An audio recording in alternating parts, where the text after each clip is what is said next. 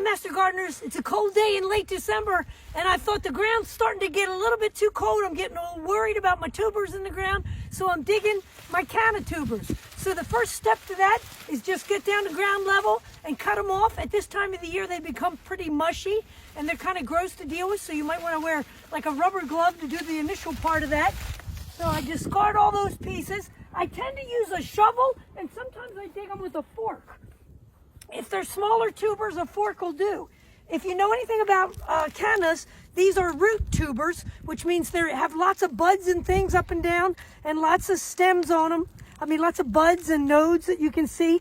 And the big ones, I'm just going to throw these in a bag for winter storage. This is all I'm going to do.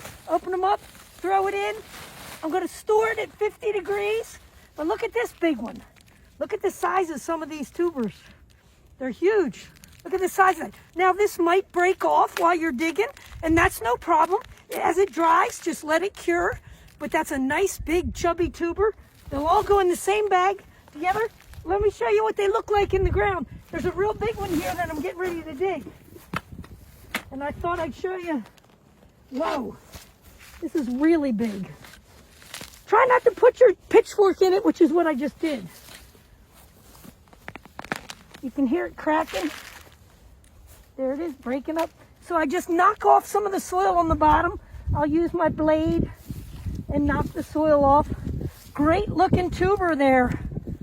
They must really like my soil. Another reason I want to get them up is I have a problem with voles in my garden.